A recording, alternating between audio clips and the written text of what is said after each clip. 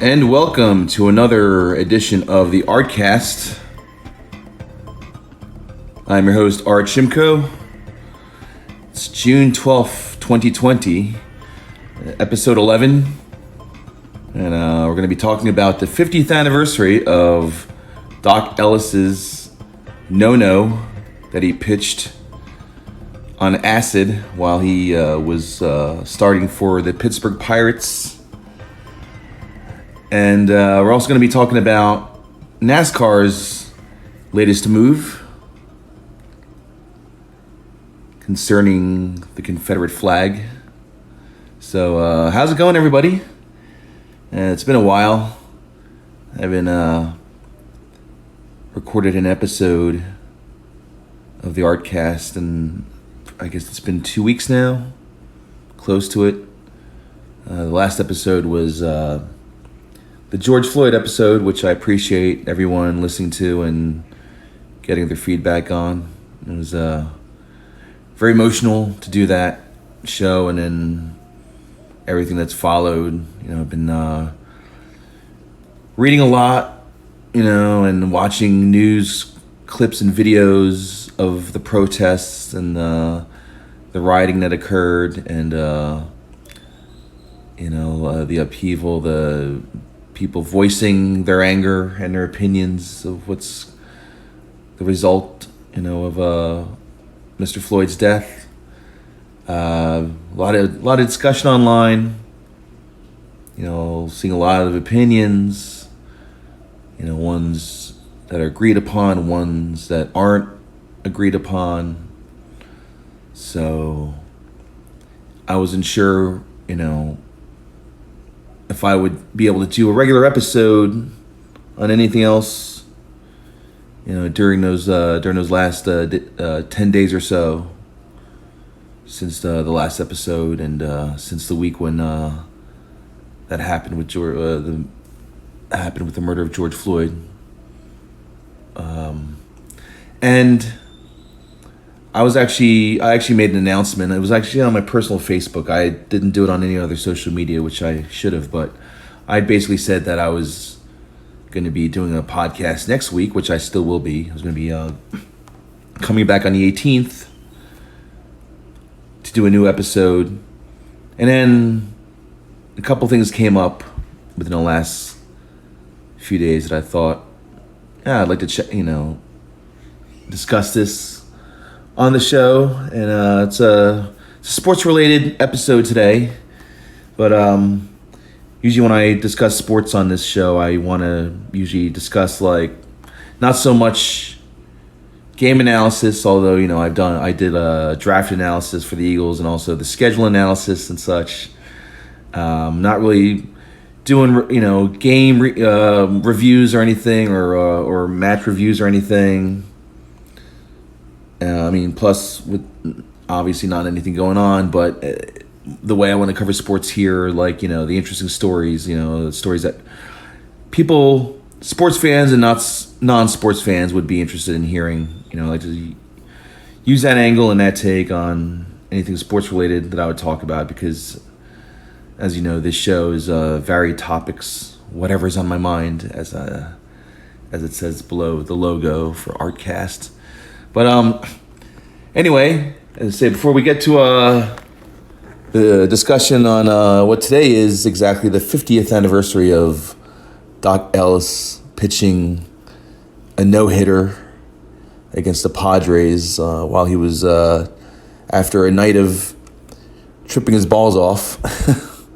So, but let's start here. A big, significant change in the world of NASCAR this week. This happened 2 days ago, so it'd be Wednesday, the 10th of June has happened. NASCAR released a statement regarding the presence of Confederate flags on the racetrack that many fans bring along, that they fly along with their other flags. When you go to NASCAR races and you see a lot of fans, whether it's in the infield or in the parking lot, a lot of them they'll have a pole with all the flags of the teams whom they follow, or teams that they're fans of, because it could be past racers, but you like, for instance, you'd see like a number 3 Dale Earnhardt flag, you'll see a number 24 Jeff Gordon flag, you'll see a number 6 Mark Martin flag, and then you'll see the Confederate flag within that group of flags. It's a very common thing to see at races, and not just at the South, because of course NASCAR had become a national sport going from like the mid to late 90s into the early 2000s, when it really hit its peak of popularity. And you had many racetracks being built far beyond the southern United States, which there were already tracks like that, but more and more were happening. You have Michigan, Chicago, you have one in Massachusetts, you have the ones in California. I am a big NASCAR fan. I haven't really followed it too much in years. I catch it on TV, and when I can, if it's on cable, I find a way to watch it. And now it's like the first sports starting up. They've the last since last month, NASCAR has been running sanctioned races again, sans audience. So it's all empty grandstands and racetracks, which, even seeing that with pro wrestling, they've been doing shows without audience. It's a weird dynamic and such. But I've been following NASCAR since 2007. I've gone to races. I'm from New Jersey. I'm a Yankee, so I would go. All the races I've been to have been in Dover, Delaware, Dover Downs Speedway, the Monster Mile, and I've been there like 5 times. So way above the Mason-Dixon line, and people travel, and people like just associate the Confederate flag with that sport, because NASCAR is originally a southern-based sport, from that region of the United States. So there's a lot of people who fly that flag. You'll see it. I always thought it was just weird to see it at the races, even though I know it's a part of that culture, and a lot of fans fly it and stuff. But I'd always be like, we're in Delaware, we're in the north. I mean, Delaware and South Jersey are like the south of that part of the country. That northeast part of the country. It's rural, and just has that kind of thing. It'd be funny to be like, you're flying a Confederate flag. We're in the fucking north. So it just would be weird. But they just they play along, because that, like I said, that's a staple in the NASCAR culture, because it's a staple of the Southern culture, because that's the flag. That was the flag of the South eons ago. And then after the Civil War, it was still displayed, still, people have it in front of their houses, or hanging on the wall, or wear anything with that kind of pattern, the old Dixie pattern. You've seen it. It's, you'll know it from the top of the General Lee in the Dukes of Hazzard era. If you've seen any Lynyrd Skynyrd album cover, or Pantera, or anything, or anybody from the South would incorporate that flag into their artwork, their logo somehow. And it's a symbol of the Southern culture, but it also rubs many people the wrong way for obvious reasons. I mean, that flag, it's also used by groups like the Ku Klux Klan, and a lot of white supremacist groups use that. And there's that, and it's a really blurred, extremely gray line, because there are people that say, well, this is a symbol of the South. This is our Southern pride. Like, we fly this because we're proud of being a Southerner and being from this part of the country. And, I think Southern culture is great. I love the South. I mean, I haven't been all over the South, but I've been through a good portion of it. And, it's a beautiful country. And, the people whom I've encountered with, albeit briefly still, were pleasant exchanges. I mean, I live here in Texas. It's a whole other South, but some people could say, well, you're in the South, but I mean, to me, the South is, Virginia, West Virginia, the Carolinas, Georgia, and then the top part of Florida there, and Tennessee, Alabama, Kentucky, Louisiana, Mississippi, and to me that's and that's like the South. That would why I consider that the South, and so.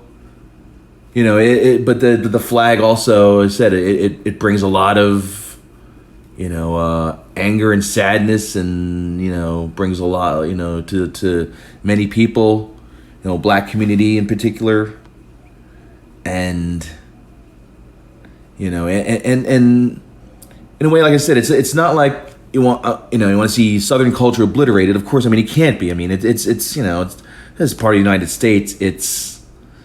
It's a region that has its own culture, its own way of things, its own food, its own mannerisms and such. But I mean, I'm like I said, I'm a Yankee, so it never really meant much to me. I mean, I always remembered what it was from history class, and you watching these things Southern based like Yeehaw or Dukes of Hazzard, bringing that up again, but those are my exposures to the South, growing up, being in the northeastern part of the United States. And, like, of course, and then learning in history class, with the Civil War and the conflict and everything with that. And I said, it's just, people will take this wrong way. This is my take, I mean, I'm sure I could get lots of different takes from people, from the South, living in the South, understand the South and such. But I mean, besides it being, a symbol that can, on one side it represents the Southern culture, on the other side it can represent and is used as a symbol, for hatred, racism, prejudice, because I don't have any statistical percentage number or anything, but there may be a portion of people in that region of the country and that maybe have or have a lineage of racist and prejudice and discriminatory feelings towards black people, and that they may feel empowered with that flag in a way where it's going to trigger them. I don't want to use the word inspire, that's not the proper word, but, trigger them to, commit some sort of atrocity of whatever, or harassment towards people that they just don't like in general because, they're not like them and all that shit. So, it's it said it's as I was about to say, like, I mean, it just was just weird to me that people would still display this flag. I mean, you want to, your state flag, your city flag, that's another thing, because those are established, unions, whatever, states under the Constitution of this country. But, from what I always remembered and grew up is like, this country, we have one flag. That's a symbol of this country that people, salute to and praise and see as like the lone symbol of America and freedom. When you see the when you see the Confederate flag, it seems like a foreign flag. I mean, it is a foreign flag. I mean, it is, well, this represents this part of the country. There's no other parts of the country where it's like, okay, well, the Northeast has this flag. The West Coast has this flag, which was like, sun and palm trees, whatever. There's no other thing like that. And you could say, well, that's what sets the South apart. But, you're like I said, there's different regions and they have their own way of doing things, and it's great. Like, I love the different cultures and the different ways that this country offers, but you're still America, I mean, like, and especially knowing like what this flag represents. I mean, you could still be stubborn and whatever, and stick by your principles or whatever that is, to be like, this flag means this to me. It doesn't mean anything negative. But in 2020, you have to realize that, times change, progression. A lot of people don't like to hear that or deal with that, but it happens whether you like it or not. It's gonna go right, right by you, the world and time, and it's up to you to accept it and be like, okay, I can understand this more and see why this perception exists, instead of just saying that, they're crybabies and they're just trying to, cause, more control or this kind of shit, or it's a liberal agenda, and all that shit. And it's just, it's what we've known, but really have understood, especially, as in these times, getting very critical with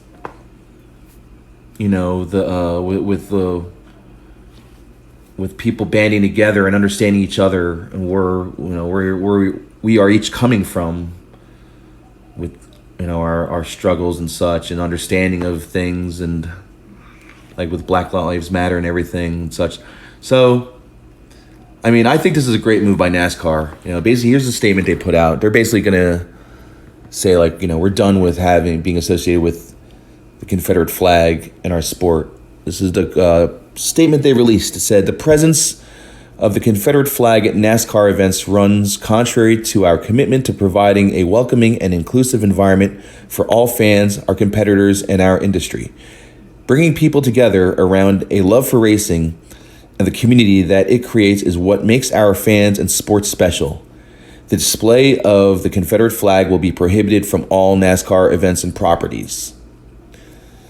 So, and as I said, I mean, me, like many people, I said, I've only been following NASCAR, for, for 12, 13 years now.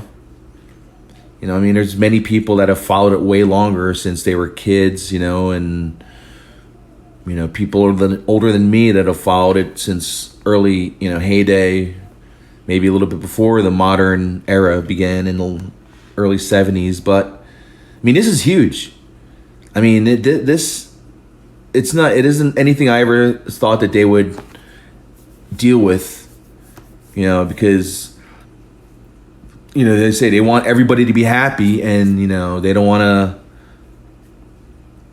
piss anyone off as much as they can. They want to, but then they also realize, what this symbol has come to really, it's had that stigma attached to it for a long time, but it's, it's really come up, to be relevant in this day and age.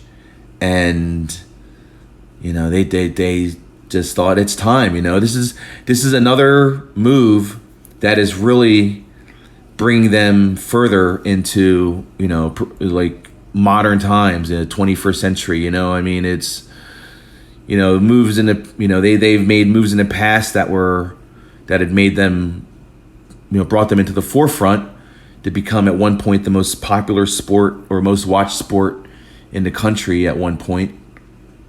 But this is a move that transcends, anything as far as like how we're gonna market the sport, who we're gonna make our star, how we're gonna.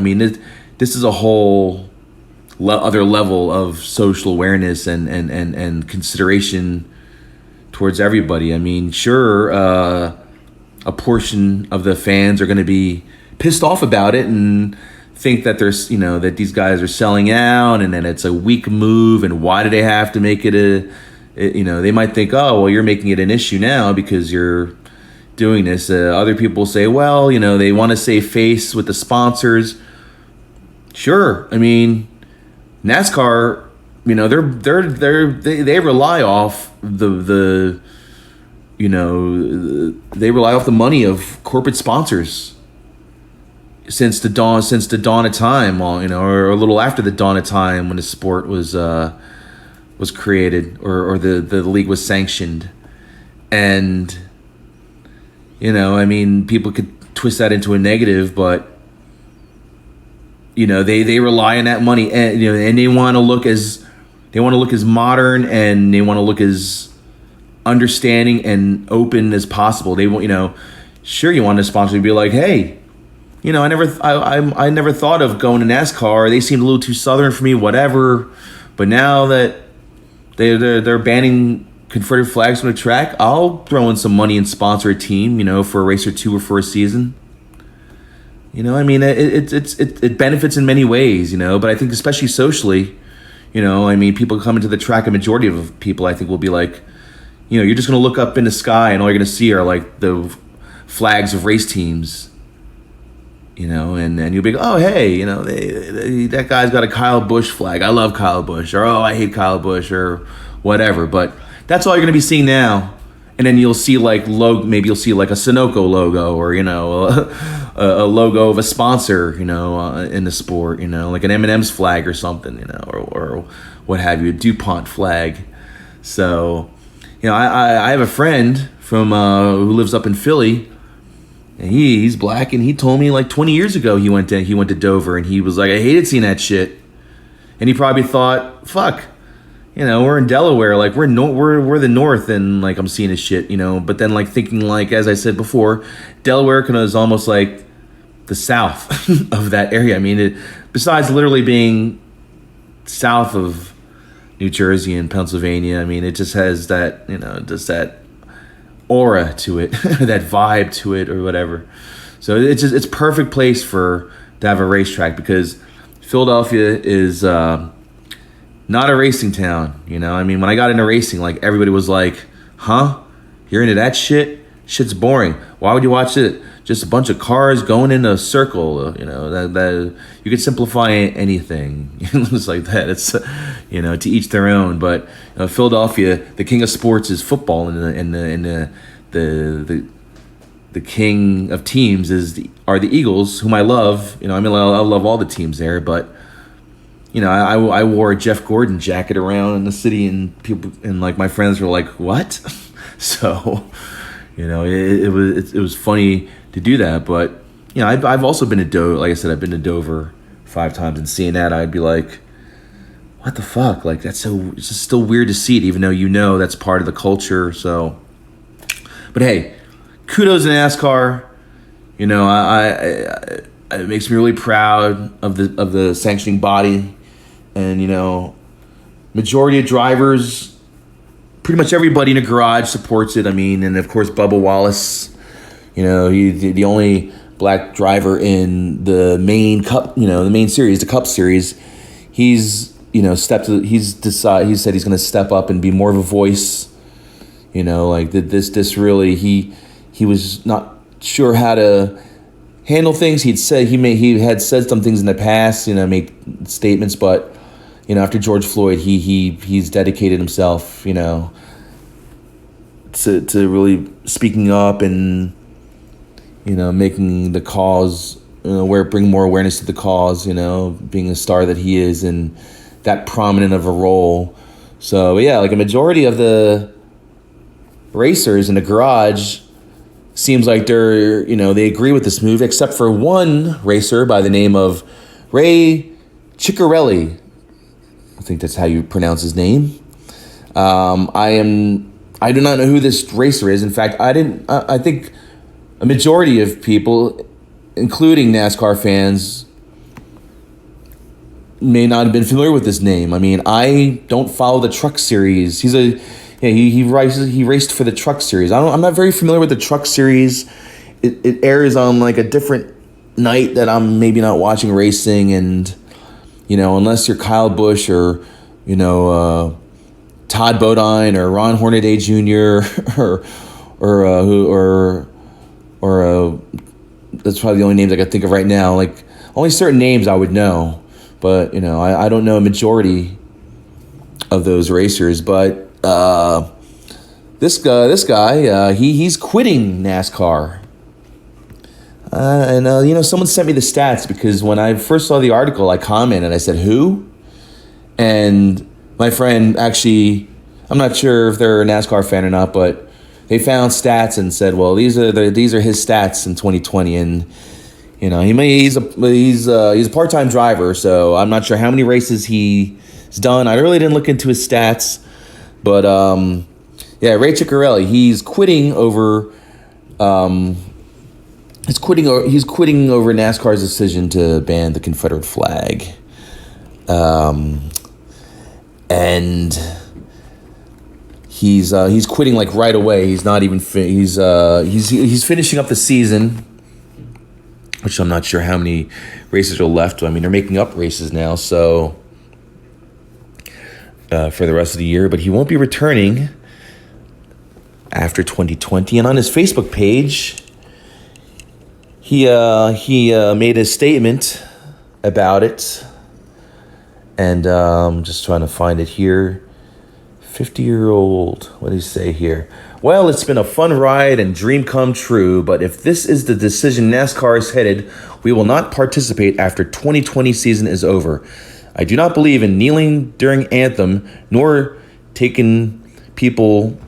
This is how he wrote it, so I'll try to clean it up. I don't believe in kneeling during anthem, nor taking people right to fly whatever flag they love. I could care less about the Confederate flag, but there are people that do, and it doesn't make them a racist. All you're doing is fucking one group to cater to another, and I ain't spend the money we are to participate in any political BS. So everything for sale. And that post has since been deleted because somebody got in his ear. Either he thought about it, but it sounds like somebody just got in his ear and said, first off, you must have wrote this in the middle of the night, and you're on this passionate, roll, feeling whatever, and it's not the best written message. I mean, I get what he's saying, and the funny part is, I couldn't care less about the Confederate flag, but there are people that do, and so basically he's pissed off because he's like, well, I'm not going to work for a company that's taking people's rights away to fly the flag, and but so it's like, are you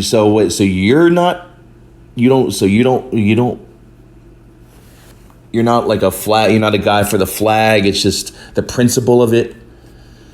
I mean, bottom line, NASCAR is a privately owned sanctioning sports organization. They're like any business. They're like any company. They set the rules. They want to set the rules. I mean, and you definitely don't have to agree with it and such, but it's their league, and that's the rule. That's the rule they want to make. And you could turn. It sounds like he's turning it into something political. I mean, if he's going to sit there and say, well, the points he's making, it doesn't make everyone a racist. Well, I talked about the blurred gray line with that earlier, and to err on the side of caution, and just from feedback and discussion. And to be honest, with the current climate, it really is not the best to have that flag flying around.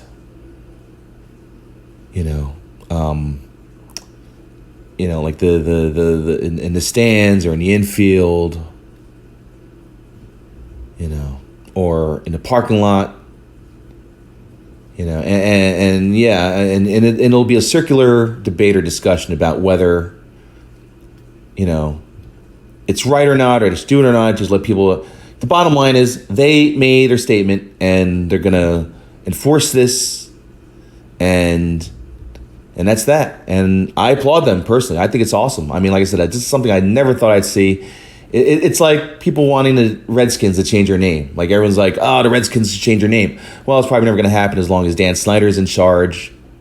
You know, you can even have the NFL be like, hey, you know, but it's up to up to the owner, unless the league is going to do a vote with the other 31, you know, team owners, if they really want to get into that whole thing. So, but, you know, as I said, you know, so Ralph Ciccarelli, formerly he's still with CMI Motorsports, and they have not made any comments or anything. So,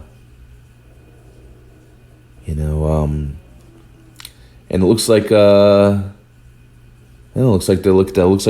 sports team's Twitter account has been deleted also. So, who knows what's going on with that? I mean, what's done is done with that, you know. This guy just ought to know that, like, if he ever wants to do any kind of racing, it's definitely not, you know, going to be as major of a sanctioning body for racing as NASCAR, unless he wants to go into Indy racing, you know. But otherwise, he'll just do, you know, he could just do dirt track racing, whatever. You know, find a league where they'll, you know, where they'll allow people to still display the Confederate flag or whatever. But, you know, I mean, like I said, you know, he has his principles, whatever. I thought it was funny. I just was like, oh, you're quitting over that. Like, I mean, I when I really saw it, I thought it was like, oh, is this guy like, hey man, I like the flag and it sucks and I don't like that they're, you know. But like when he sits there and says, I couldn't care less, well, I could care less, but he meant to say I couldn't care less about the flag. I just think it sucks that these guys are taking people's rights away from, it's like, they're still letting them fucking come to the track. They're still, you know, like they're just saying, hey, don't show up with this flag. Whatever you do with that flag outside the track, whatever. You know, fucking roll it up and put it in your glove box. And then when you're driving out of the parking lot, fucking fly it out off your antenna or whatever the fuck. No, the back of your car, off your back wheel. If you so choose to do that, but they're just saying, like, when you come into our grandstands, you know, that are sanctioned for a NASCAR race on that day, we don't want to see any of that displayed anywhere. And how they enforce it, that'll be interesting. You know, I'm curious to see. I'm curious to see the first case where, like, somebody says, fuck no, I'm keeping it up. And then, you know, it could just be something as like the security coming, whatever. We'll see, you know, when we get to that plateau and that happens. But so let's see here now. As I said, today is June 12th. And it was 50 years ago on this date that Pittsburgh Pirates starting pitcher Dock Ellis pitched a no-hitter against the Padres. His final score was 2-0. It was the first of a doubleheader. And the most unique part about this story is that Dock Ellis took some acid prior to his starting pitch. So let's see, that happened on June 12th. So 2 days before, on the 10th, Pittsburgh, they were up in San Francisco to play the Giants. So they had a day off in between the Giants game and the Padres game down in San Diego. So since Dock Ellis lives in LA at the time, he asked the manager if he can head home on his off day, and then he'd come back, you know, the next day in time for the game in San Diego. And the manager was like, yeah, sure. So Ellis goes to hang out with a friend, and he takes acid. So this would have been like, I guess this would have been like the 11th, Thursday the 11th. So he takes acid, you know, tripping his balls off, said he was as high as a Georgia pine. And so he took acid like hours later. So that would have been into like early Friday morning, I guess. So Friday afternoon rolls around. It's about like maybe 2:00 in the afternoon. And his friend's like, hey, you got to pitch today. And Ellis thought it was still Thursday. He's like, no. He's like, I pitch tomorrow. And she shows him in the sports section of the paper. Says, no. It says right there, Dock Ellis, starting pitcher. And he was like, oh, shit. And one thing else I want to bring up here that I've read in 2 different articles. Apparently, the way he took the acid was he chopped it up and snorted it. Now, I'm going to just say this. I adore hallucinogens. I've done acid for many years now. Probably going on like 25 years. I've partaken in LSD trips in various environments, and I've had always a great time. It's one of my favorite things to do. And I have never done it the way he did it. Now, this is 1970, and people are doing all sorts of like weird shit with drugs. I remember reading like the Vietnam soldiers, like they would take like the end of a cigarette and dip it in to like a thing of heroin and smoke it, and smoke the cigarette, and that's how they, consumed heroin that way. But yeah, chopped it up. I mean, did he chop up? Was it like a paper tab? I mean, I was like even trying to like I could never really even distinguish that. I mean, I read about this story like 20 years ago in High Times, and I thought it was like the greatest baseball story, and I just thought, how come I never heard this story? And I know my dad wouldn't have told me this story because he's not a Pirates fan, and I don't think he played for the Mets. Did he play for the Mets? He played for the Yankees. I'm trying to see the team because because Ellis ended it. He began and ended his career with the Pirates. But yeah, I thought so. He played in between that. He played for the Yankees, the Athletics, the Rangers, and the Mets. And then in '79, and then that same year, he went back to the Pirates. So, I never heard of this story, and I thought, wow, this is like the greatest baseball story I've ever heard in my life. Like this guy takes acid, and then he goes to pitch. So anyway, getting back to the story, he's like, oh shit, I gotta get to San Diego. So he takes a flight out of LAX. He gets to apparently gets to San Diego around I think he got there like 4:30. I think he got there like around 4:30. I think it said it, and the first pitch was 6:05. So if he had taken those 2 hits, and depending on how potent that acid was, now that I think about it, like he was probably coming off that trip, but still feeling pretty spacey and wobbly, and he took some. He also said in an account that he took some uppers. They weren't greenies. I forget what he took, but he took some kind of uppers that a fan gave him. So that like kept him going too. So So he pitches, and he's like all over the place.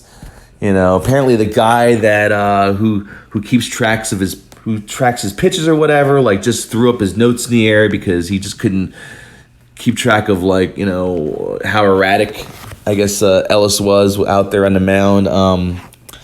He said the pitcher had like colored tape on his fingers so like Ellis could read the signals, but he said his vision was all sorts of still messed up from the acid. He said the ball would get big, then it get small. He would dodge the ball like if it was hit towards him because he thought it was a huge baseball that was gonna like pummel him and stuff. And let's see, he walked 8 batters, he struck out 6, and then he had a lot of good. He had a lot of his outfield and his baseman helped him out. Let's see. Here's a quote here he had about the game. It says, "I can only remember bits and pieces of the game. I was psyched. I had a feeling of euphoria. I was zeroed in on the catcher's glove, but I didn't hit the glove too much. I remember hitting a couple of batters, and the bases were loaded 2 or 3 times. The ball was small sometimes, the ball was large sometimes. Sometimes I saw the catcher, sometimes I didn't. Sometimes I tried to stare the hitter down and throw while I was looking at him. I chewed my gum until it turned to powder. They say I had about 3 or 4 fielding chances. I remember diving out of the way of a ball I thought was the line drive. I jumped, but the ball wasn't hit hard and it never reached me. It probably just like rolled like right towards him or whatever. But yeah, I mean, he ends up hitting pitching a no-hitter on acid. There was like another account here that I saw that I wanted to read that he's talking about. But yeah, I just remember thinking, like, how come I never heard of this story? And so let's see, the story, this was in 1970. This happened. Apparently he didn't like tell a lot of people about it. Like his teammates, like they were wondering what was going on. Like he only knew majority of his teammates, like they only know the story like through him. And anytime they give an account, it's basically what he told them, like how things looked to him and how he was. And the first time he told this story was to the Pittsburgh Press's Bob Simizik, and he gave the entire account of what happened, and how he was tripping when he ended up pitching that no-hitter. Simizik, he actually won an award for this article, and yeah, it came out, and then over time, like the story just like picked up steam, and but I said it probably wasn't until that High Times article that I'm sure that a lot of people like me were like, what? It's like a whole another generation, or like learned of this story, and it's brought up, and it's whenever it's brought up, you could bring it up to certain people, and they'll be like, oh yeah, A friend of mine, he texted me this morning, happy Dock Ellis Day. And I was like, yeah. I was like, I saw people posting an article about this days before. And I remember just like looking at the date being like, oh, okay, it's coming up on the 12th.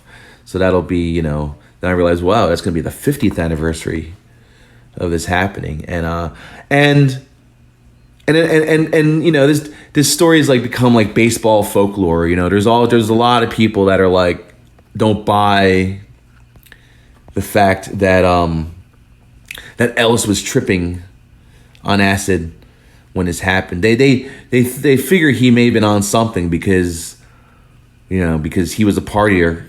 And, he did greenies and those uppers like everybody did. Amphetamines was a huge thing in baseball locker rooms, like at least in the 70s. I'm sure before, like in like since like early mid 20th century, there was some sort of besides alcohol, there had to be some kind of other drugs going around in the locker room. But it's well known and documented that amphetamines were the drug of choice, the vice of choice in baseball locker rooms then.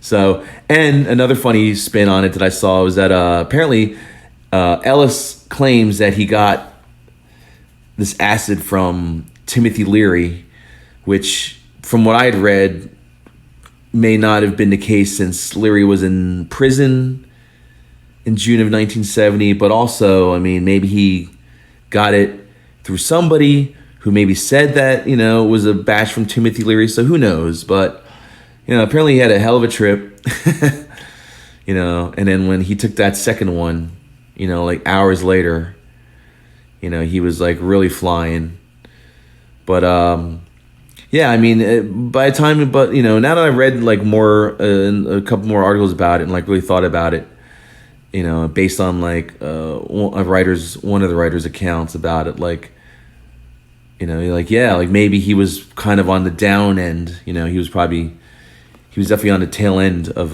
that acid trip, but at the same time, he took some uppers and that enhanced, maybe just gave it a bit more of a boost for a while, but hell, whatever. He pitched a no-hitter on LSD, and we're just gonna have to take his word for it.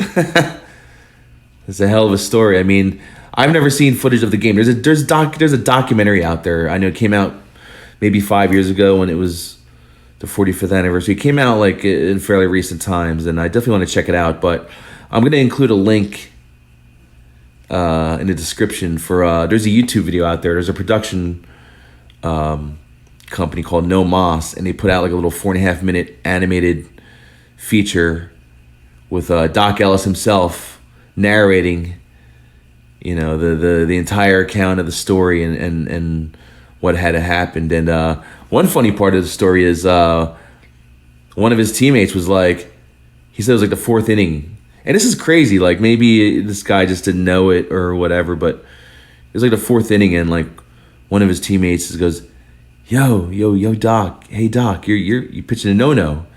And like he's like, huh, what? No, no, I'm not.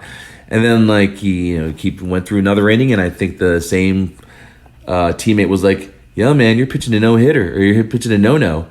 And Doc is still like, and he said he could feel the pressure. You could feel the vibes from like the manager and maybe a few other teammates that were like getting all pissed off at this other player, because it's like, that's a superstition. You're not supposed to mention that anytime during a game. It's because then something is bound to fuck it up, like, if an announcer says it like, oh, 7th inning and he's on his way to a no or a no-hitter or a perfect game, you're just like, sometimes you'll be like, oh no, like he mentioned it, that means next guy is going to get a base hit or a line drive. so that it's a great story. I mean, like, read up on it. There's articles all over the internet about it today, because I said today's the 50th anniversary of it, of the LSD no, courtesy of one Dock Ellis. And check out the video. I'll put a link to it. Look for, watch a documentary if you can. I know I will. I'm gonna look for it, and I think it's gonna be I think that's gonna be a fucking really, really great time to see how that all went. Like if there's footage of it, I'm sure there's some like film footage. You see how all over the place he is, but by any means necessary. He's pitched a historic no-hitter under the craziest means possible. So happy Dock Ellis Day. Happy no on LSD Day. And kudos to NASCAR again. Very proud of that sanctioning body. Makes me really proud to be a fan of NASCAR. So I'm Art Shimko. Came to you from beautiful Austin, Texas, even though it's getting hot as hell here. Thanks again for joining me for the ArtCast, episode 11 for June 12th, 2020. Take care. Have a great week, and I will talk to you soon.